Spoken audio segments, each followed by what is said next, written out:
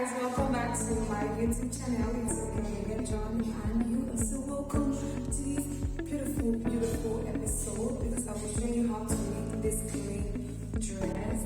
Yeah, you can see the seams.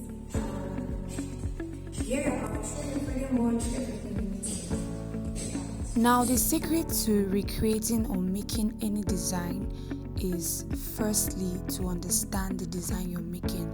Break it down. After breaking down, you can now tell how to go about the dress you're making.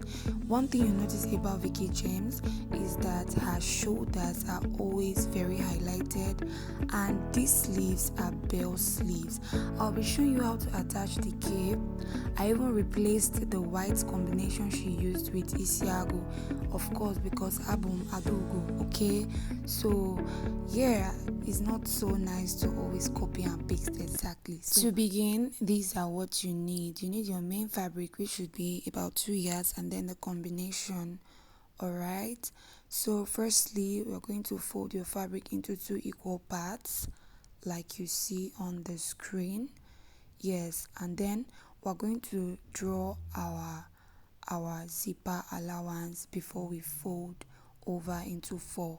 This fabric, long story, it used to be my ironing my tablecloth for ironing, but now you can see that I have drawn the allowance. I'm using 1 inch for the zipper allowance. If you want, you can use 2 inches, okay? I'm just using 1 inch because I don't need so much allowance, right? After we've drawn the allowance line, now we'll fold our fabric on that particular line we've drawn. We'll make sure that the fabric we folded does not exceed our zipper allowance, okay? If you do not want to cut on a pattern paper, then please follow everything you see on the screen. Next, I have straightened up the edge of my fabric, and that will serve as my shoulder line. From this shoulder line, we'll mark all the horizontal measurements. You can see that our fabric is layered in 4, right? We have the first 2, which is the back, which has the zipper allowance, and then the one which is on fold and which is on top, and that's the front, right? Now we'll get our chest line directly from the shoulder line. That shoulder line will mark out every other line from that shoulder line. Originally my chest line is 8 inches, but I'll be using 7 because you could see how high that neck is. I don't want any cleavage to show at all. That's why I'm using 7. Then I'll mark 7 and highlight. Then I'll place my tape again on the shoulder line, and I'm going to mark my waistline. My waistline is 16, and I've marked my waistline. Then my hip line is 23. I've marked my hip line.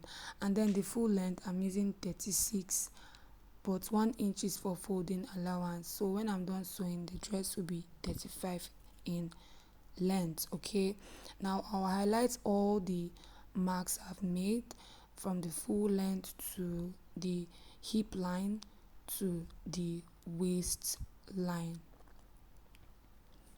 Yeah, to the waistline. You can also draw your bust line. The bust line is simply the measurement from your shoulder to your bust, okay? Now this is the inspo we are working with. I just want to show you some details you need to know. Now a close look at this will see that the neck is not deep. The neck is not deep at all, but it's a V neck. And then there's a cape at the left side of the dress. Now the sleeve is a bell sleeve and is not so full. Look at that shoulder. One thing about Veekee James shoulders for her ready to wear dresses is that they are always almost exaggerated. And then look at that cape that moved from the silhouette of her waist all the way to her hip. Yes, and of course the blazer pockets. Highlight on her shoulders, okay? I am not going to be using the exact measurement of my shoulder. I will add extra 1 inch so that it will give this effect you are seeing. And then you can see the hem of the dress, that it is wide and not so fitted. All these details you need to be aware of them in case you want to do copy and paste. Right, now it's time to mark the circumferences, okay? And do not forget we are marking from the front piece. We folded our fabric into 4, and we agreed that the ones that have zipper allowance is the back, so we'll place our tape from the front one, which is on fold. You get me? So yes, that's where we are marking. I'll place my tape right there from the front, and then I'll mark my shoulder line.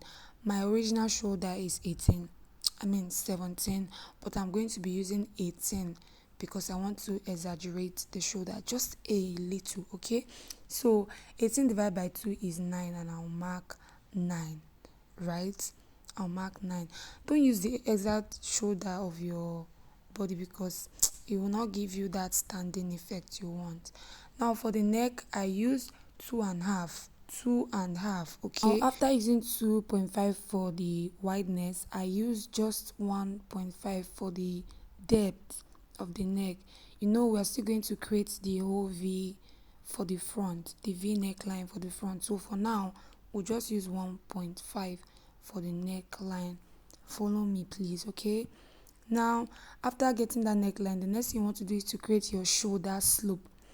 To get your shoulder slope, that point where you marked your shoulder line, right? That point where you marked your shoulder line, just go in by 1 inch. I've already gone in by 1 inch. Once you've gone in by 1 inch, like so, you're going to connect it straight to your neckline. Simple, okay? That is all you need to do for the shoulder slope. Now, from that shoulder slope you created, we're going to create a straight line that will serve as our armhole line, and the armhole line needs to be 8 inches, but you know that our chest line is 7 inches, so we went down to 8 inches. Simple. Then I'll just connect with my ruler all the way from my shoulder line all the way to that armhole point, which is my 8 inches. There you go, you have your armhole line. The next thing now is to get the armhole curve, okay? But before we get that, we have to measure our bust circumference. That was why I told you to mark your bust line. Now you're going to place your tape directly on your bust line, and you divide your bust by 4. My bust is 36 divided by 4 is 9, and I'm adding just 1 inch, which is 10, and I have marked 10. Now you see that place we marked 10, that is where we'll start the armhole curve from. Now we're going to look for the center of that straight line we have on the armhole line, and the center is actually 4. I'll mark 4. Now here's what I'll do. Follow me. From that center, I'll go in by 1 inch. Now I'll connect all the dots I have, and that will give me my armhole curve. I hope this is clear. It would have been easier if I did it on a pattern paper, but for those of us that like freehand, I think this is very clear for you all. So we have the armhole curve already.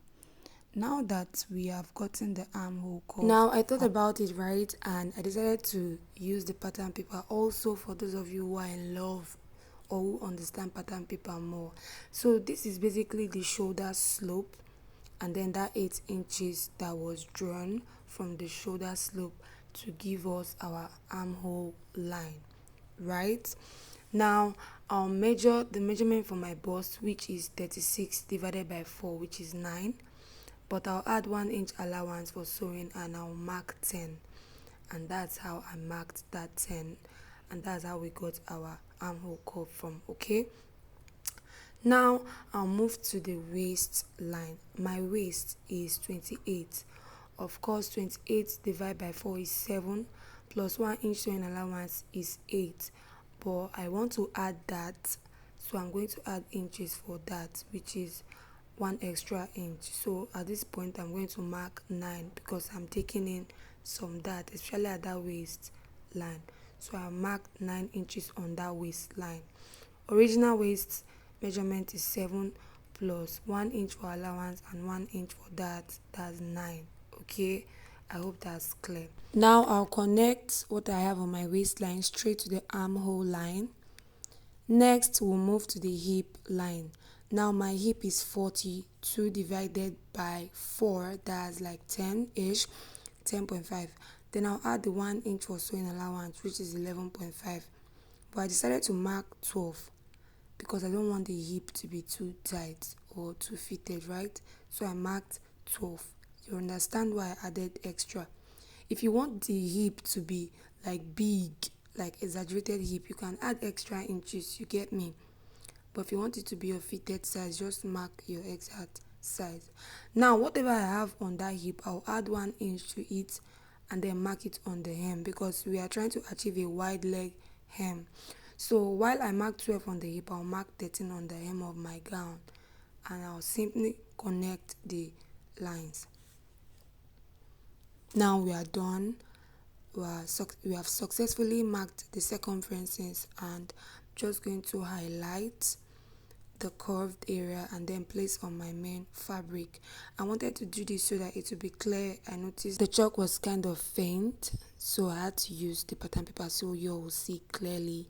Now that's that for drafting the bodice. This is the front bodice, and remember the back is exactly same except for the zipper allowance, right? Now moving on. So this is literally how it is on the main fabric. You can see that we have replicated what we have on the pattern paper on the fabric as well.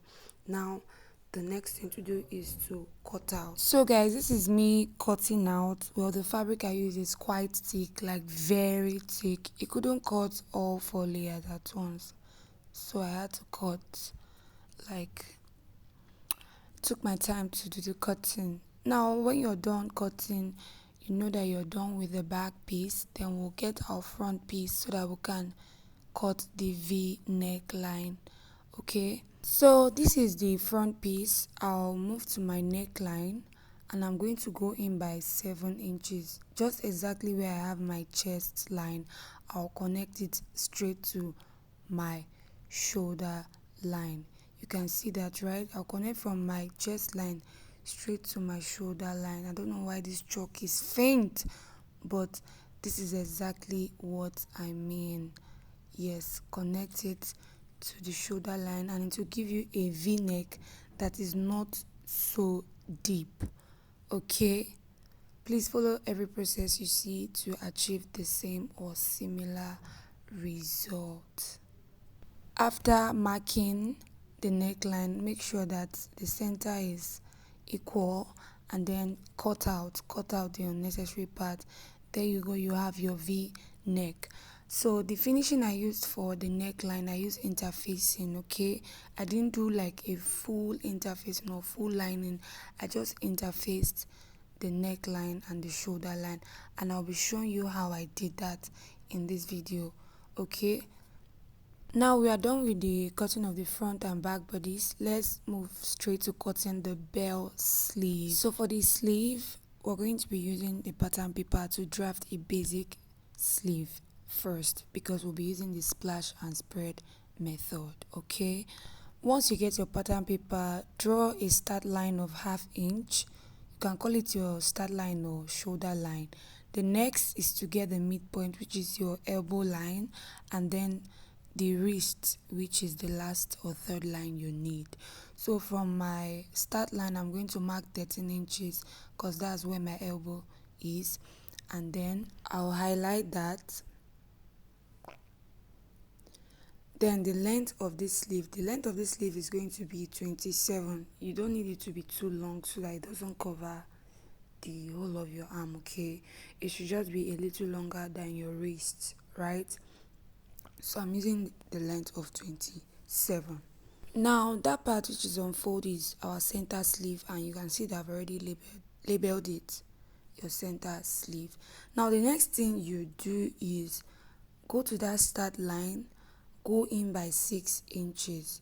That 6 inches is like from the measurement of your shoulder to your upper arm, that part of your arm that is closer to your armpit, right? After you've marked that 6, you are going to highlight it and label it if you want. I labeled mine as upper arm, and then I've labeled my elbow and then my wrist. Okay, remember we are cutting a basic sleeve and then we'll transform it to a belt. Go to that line where you have your upper arm and mark the circumference of my upper arm, that part of the arm that is close to the armpit. The circumference is 14. Then I'll divide it by 2 to give me 7. Then I'll add 1 and that's 8, and I marked 8, right? Now my elbow is 13. I'll divide 13 by 2, that'll give me 6.5. I'll add 1 inch and that'll give me 7.5, and I'll mark 7.5. Now I'll move to my wrist. My wrist, of course, is 4. It's 8. I'll divide 8 by 2 to give me 4. 4 plus 1, 5, and that's how I mark 5. So I'll connect all these points to each other. So once you've gotten to this point, just use your French curve to connect from your start point all the way to your upper arm, okay? You know, there are several ways to cut a basic sleeve, but this is like one of the easiest, alright? Another thing that can help you get an accurate sleeve is to measure round that your armhole area of your sleeve. For example, I just checked what I have on my sleeve, and what I have is 22. I would make sure that that's exactly what I have on my main bodice. If you start sewing the main bodice first, measure around the armhole. I wish I could show you, but yeah, just use the measurement of what you have on your main cloth, the armhole. Make sure that's what you have on your sleeve, basically. Now after cutting out, let's splash and spread this into a bell sleeve. So for the splashing, I'll come to the wrist of my sleeve and I'm going to divide using 3 inches on the wrist, and then we're going to stop at that elbow line. The splashing must not exceed that elbow line, okay? This is a bell sleeve, not a puff sleeve. So we'll stop at that elbow line. Yeah, so this is basically what I mean. Now I'll place this on the main fabric, spreading it as wide as I want. Do you understand? Of course you do. Okay, so this is my main fabric, and you know we are cutting 2 sleeves. I'll be cutting them all at once. So already I have 2 layers. I'll fold them again and that'll give me 4 layers. So 2 layers for one sleeve and the other layer for the other sleeve. I hope that makes sense. Now I'll get my pattern paper, which already I have splashed, and I'll place on my main fabric. Remember that the bell sleeve is not too full. That's the style we are creating. So okay, apparently my pattern paper is quite longer than my main fabric. This means that I will have to join the main fabric so that I can get to the exact length I want. But for you, if your fabric is enough, you don't have any issue. So I made sure that I pin center to center. Make sure the center of your pattern paper is pinned to the center of your main fabric. Then you secure with pin, spread as wide as you want. What I spread with like extra 5 inches, and that's it. So I'll secure with pin and I'll just cut out. Please cut out carefully and make sure that the sleeve does not shift. Secure very well with pins, especially if you're a beginner. Secure with pins. Okay, now after tracing out the pattern paper, I'll split the hem of the sleeves and I'll have both sleeves ready. Okay, that part where I didn't have enough fabric to get up to my pattern paper, I'm going to extend it. I'll add extra fabric to my sleeve on the sewing tutorial. Stay for the sewing tutorial because that's where I will show you how to attach the neck cape and every other detail. See you in the part 2 of this video.